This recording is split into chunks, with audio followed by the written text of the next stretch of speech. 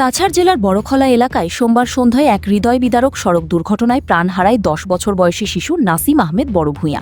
ঘটনাকে কেন্দ্র করে এলাকায় শোকের ছায়া নেমে আসে এবং ক্ষুব্ধ জনতার বিক্ষোভে কিছু সময়ের জন্য উত্তপ্ত হয়ে ওঠে পরিস্থিতি। স্থানীয় সূত্রে জানা যায়, সোমবার সন্ধ্যা প্রায় ৭টার দিকে একটি সাদা রঙের বোলেরো গাড়ি দ্রুতগতিতে এসে নাসিম আহমেদ বড়ভূঁইয়াকে ধাক্কা দেয়। অভিযোগ, ধাক্কার পর শিশুটি গাড়ির চাকায় পিষ্ট হয়। গুরুতর আঘাতের ফলে ঘটনাস্থলেই তার মৃত্যু ঘটে। দুর্ঘটনার পর চালক গাড়িসহ দ্রুত ঘটনাস্থল ত্যাগ করে পালিয়ে যায় বলে প্রত্যক্ষদর্শীরা জানিয়েছেন। এই মর্মান্তিক ঘটনার খবর ছড়িয়ে পড়তেই স্থানীয় বাসিন্দারা ক্ষোভে ফেটে পড়েন। অভিযুক্ত চালকের অবিলম্বে গ্রেপ্তার এবং দৃষ্টান্তমূলক শাস্তির দাবিতে তারা সড়ক অবরোধ করে বিক্ষোভ প্রদর্শন করেন। ফলে কিছু সময়ের জন্য ওই এলাকায় যান চলাচল ব্যাহত হয়। খবর পেয়ে পুলিশ দ্রুত ঘটনাস্থলে পৌঁছে পরিস্থিতি নিয়ন্ত্রণে আনে। স্থানীয়দের সঙ্গে আলোচনা করে অবরোধ তুলে দেওয়া হয় এবং যান চলাচল স্বাভাবিক করা হয়। পুলিশ জানিয়েছে, ঘটনার তদন্ত শুরু হয়েছে। পলাতক চালক এবং দুর্ঘটনায় জড়িত বোলেরো গাড়িটির সন্ধানে তল্লাশি অভিযান চালানো হচ্ছে।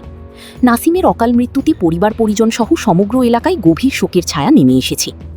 আসাম প্রাইম নেটওয়ার্কের প্রতিবেদন।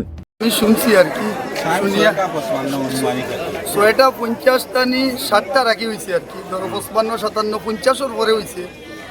আর এমনি যারা আসলে কিনারও একজ্যাক্ট মানুষ পাইছি না। এটা বোলেরো গাড়ি হয়েছে, মানুষ নম্বর দেখছেন না, গাড়ি আসতেছে না।